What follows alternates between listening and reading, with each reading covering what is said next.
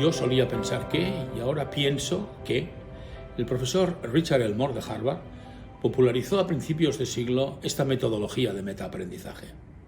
En el Mudanzas de hoy les presento a Jaume Funes, psicólogo, educador, periodista, especialista e investigador en el mundo de la adolescencia y de la juventud, con especial incidencia en sus dificultades sociales y en las transiciones adolescentes. Ha sido profesor de universidad, asesorado a numerosas instancias de la administración pública, de escuelas. Su experiencia profesional comenzó con trabajo directo en la calle.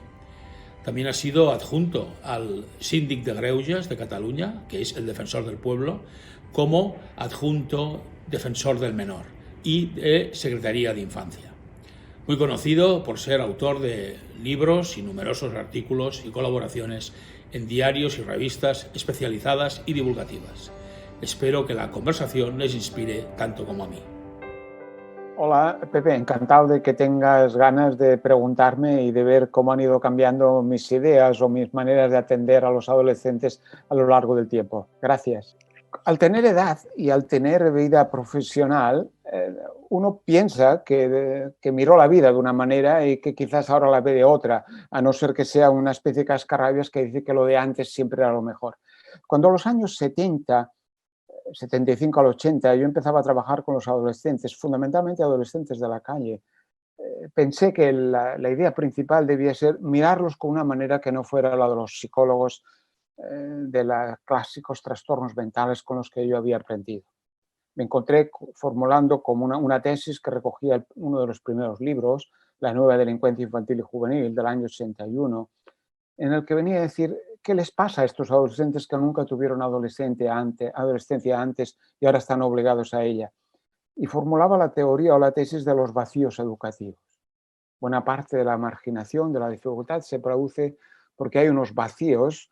Nunca tuvieron las claves educativas, sus padres no los pudieron educar en esto, la escuela tampoco, y no acaban de entender este mundo en la puerta del mercado, en la calle, cuando roban un coche, cuando tienen dificultades. Esa tesis de los vacíos educativos, que fue para mí muy nuclear, aunque tenía una tesis de fondo más importante, que era no pongamos etiquetas, intentemos descubrir cómo los miramos.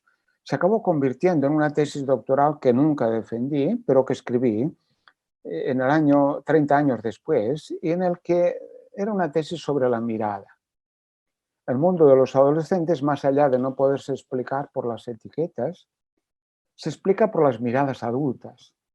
De hecho, lo que hay que hacer es una construcción de las miradas para leer su mundo, asociado a otra idea importante, que es ¿para qué los queremos mirar? Porque en el fondo la lógica explicativa de la adolescencia tiene que ver ¿y qué hacemos con los adolescentes? De hecho, quizá eso es lo que ha reforzado una frase o una expresión o una idea que tú repites muchas veces, que es la de los 5 verbos a conjugar para comprender al adolescente, ¿no? Mirar, ver, observar, escuchar, preguntar. Claro, quizás probablemente por la propia impotencia, porque aunque mi vida siempre ha sido intentar hablar de las adolescencias no complicadas, en realidad mi trabajo ha sido siempre con las adolescencias complicadas. Hace quizás un par de meses solo,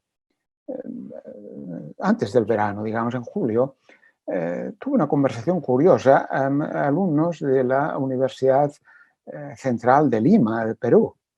Un profesor, por esas razones de la vida extrañas, se encontró con un libro, no de los últimos, sino un libro de hace algunos años, que era ese 9 ideas claves para educar en la adolescencia.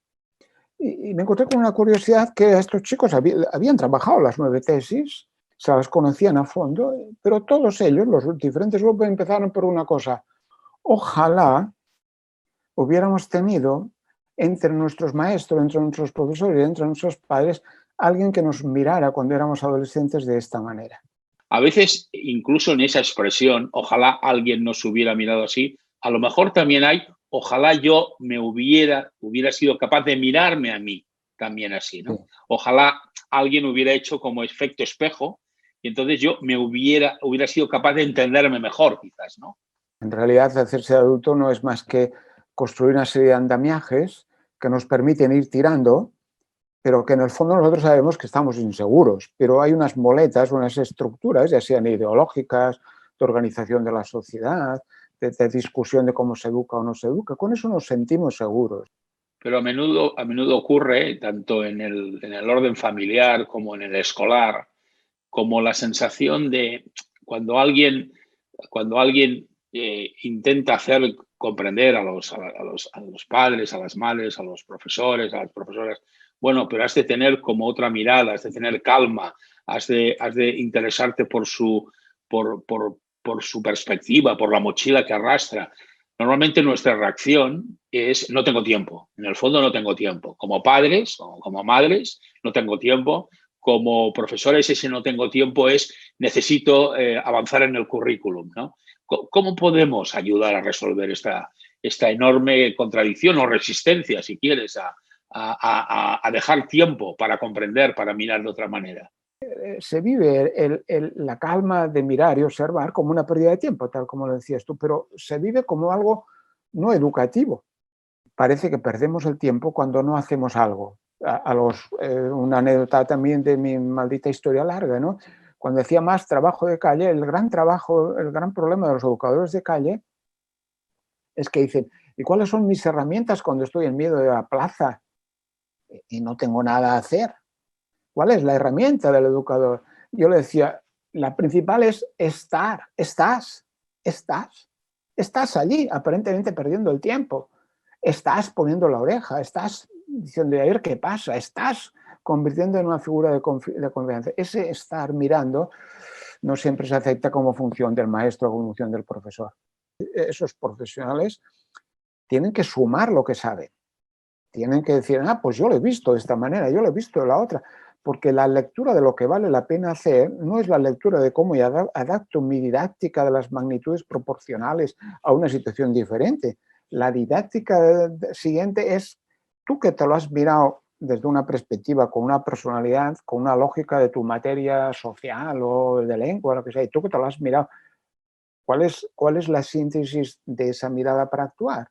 Perder tiempo en compartir eso hoy es probablemente más importante que antes, donde las variables que influían eran muchas, pero probablemente no tan provisionales y cambiantes como las que tenemos ahora. Y sueles decir, no se trata de actuar solo al final, sino la clave está en lo que pasa en medio, ¿no? En el acompañamiento, en la finura, para no imponer, para no agobiar hasta la ruptura, hasta el rechazo.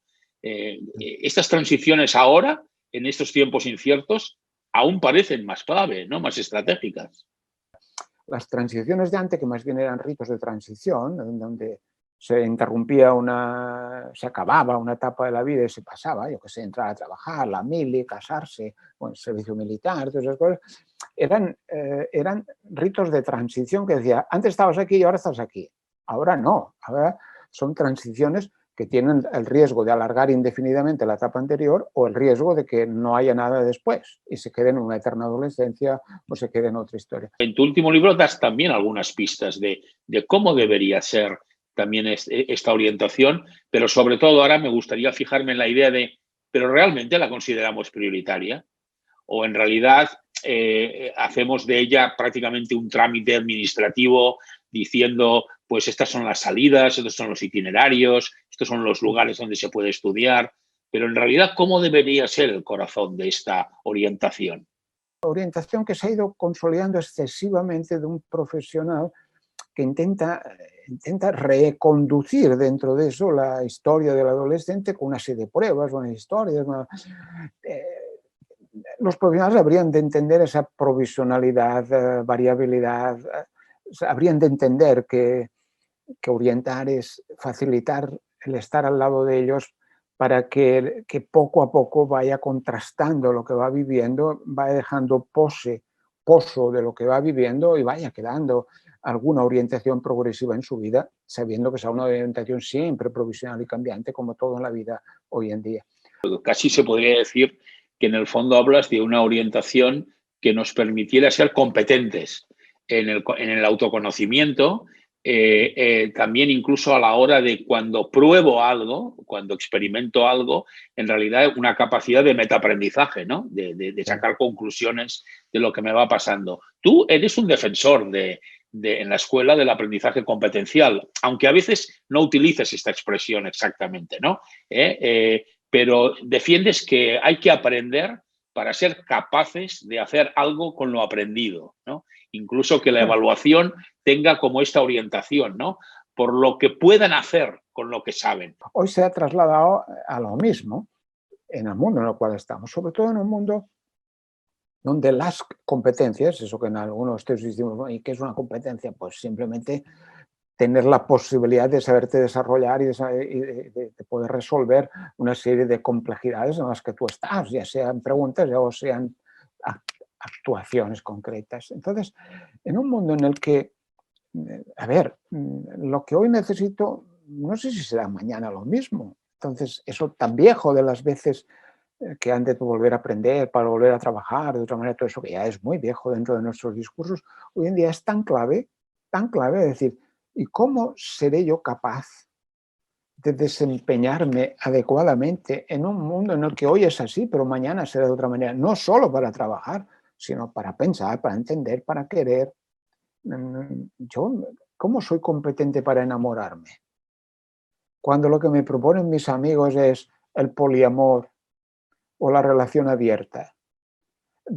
¿Qué significa ser? Entonces, ¿cómo les ayudamos a que lo que aprenden, lo que digieren, lo que adquieren, lo que descubren, lo van incorporando? Sabiendo, pues, que tampoco nos engañemos, que como hicimos nosotros, aprendimos muchas cosas que hemos olvidado y aprendimos otras cosas que nos han ayudado a seguir aprendiendo. Entonces, ¿cómo colocas ahí lo de la competencia en un mundo en el que los colegas no se sienten bien, por decirlo de alguna manera, cuando su alumno ha descubierto una forma maravillosa de expresarse, incluso poéticamente, pero no está utilizando todas las estructuras gramaticales y todas las frases que yo le ayudé a descubrir que existían. Y entonces se expresa muy bien, sí, pero no sabe lo que es la subjuntiva de relativo. Y ya ahí ya la hemos liado. Por ejemplo, si tú consigues que tu alumno escuche un capítulo en un audiolibro de una novela, habrá leído. Si has conseguido que le interese saber que hay alguien que leyó el mundo de otra manera, un creador, un historiador, lo que sea, que tenía una lectura, con lo cual la has conectado con esa pasión de descubrir el mundo de otra manera. Si además consigues que siga en el siguiente capítulo y además le dices, oye, ¿por qué no lees ahora materialmente? Además, pero lo habrás conectado con una parte de la lectura que era importante. Tú también has señalado, me parece muy interesante respecto al acercamiento de los padres y las madres a sus hijos y del profesorado, que comprender no quiere decir justificar, ni quedarse impasible. No, pero volvemos a la tesis inicial. Comprender no es otra cosa más que mirar de una determinada manera. Mirar con ganas de descubrir qué hay detrás, no con una lectura impuesta de lo que va a pasar allí dentro o que hay dentro. No, mirar con una curiosidad inevitable, con unas ganas de descubrir. Pero claro, yo no soy, profesionalmente no he sido nunca una especie de contemplativo de las adolescencias que va escribiendo tesis sobre la adolescencia. Toda mi vida ha sido intentar ser útil en la vida de estos adolescentes. Y cuando lo descubres, tú no le estás diciendo eso está mal o deja de estar mal. No. Este funciona así. ¿Cómo hago yo para que funcione de otra manera? Pero este funciona así. Mi reto educativo es qué propuesta le hago para que funcione de otra manera. Al final uno viene a decir, ¿qué es clave en toda esa historia? Pues lo que es clave de esta aproximación, fundamentalmente al mundo de los adolescentes, pero también en general a las personas, lo que es clave es estar dispuesto a acompañar. Porque cuando tú miras, el otro se siente mirado.